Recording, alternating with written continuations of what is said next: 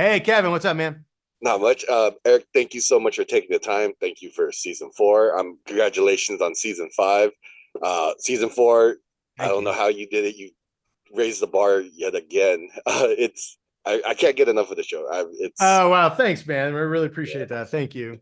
You got you got the boys, you got Gen V, other planned spinoffs. It's incredible.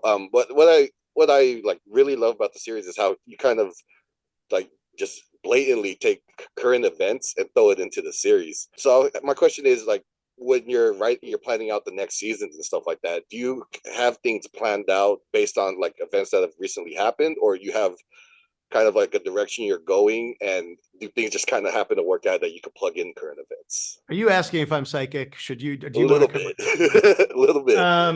No, we're just writing like what's happening at the time, and unfortunately, the stuff that's shitty today is going to be shitty 2 years from now.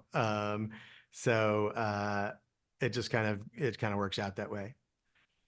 Okay. Maybe your image is frozen. I don't know if that matters or not, but as long Oh, as you can hear me. yeah, as long as I can hear you. I really like what you do with Homeland, to kind of like the realization of his lack of mortality and like Hmm. his kind of change in perspective. And I like how that's kind of shift, like how everything kind of revolves around him, regardless if he's trying or not.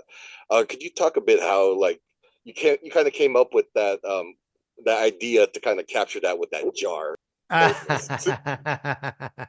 Well, it's always like a long, funny, twisty chain, road that gets you to those kinds of choices because we knew Butcher would be dealing with his mortality because he only has a couple months to live, as set up by the previous season.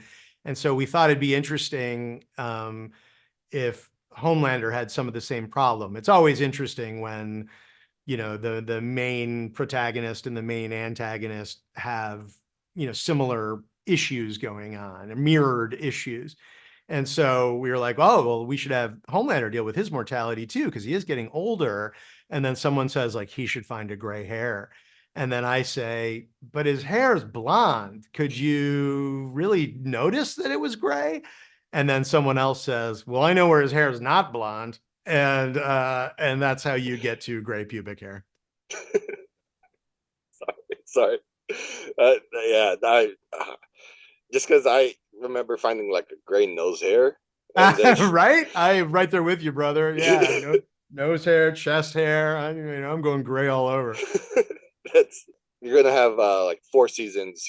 By the end of summer, you have four seasons of fans to watch. And if you had to choose one episode aside from the pilot to kind of like this is the show, this is why you should watch it. What episode would you choose?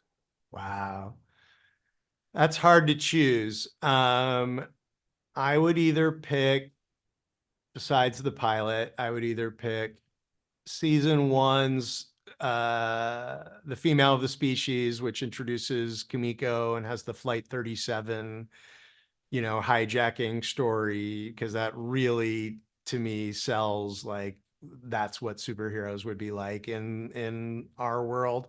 Um, and then, I think the balance of character and action and outrageousness and herogasm is hard to beat. So I'd say those two. But you got to watch them in order, man. They're all Yeah. like they're all, it's a continuous storyline. Start with number one and watch till you can't watch it until you can't take it anymore. My last question for you. Let's say Amazon was to put out a cookbook for the boys. You have a recipe for each character and everything like that.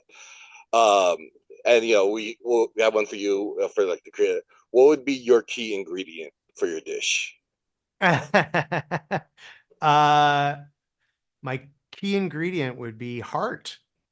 Like the frosting might be semen, the cake itself might be exploding body parts, but the secret to that makes the whole thing work is it has a lot of heart.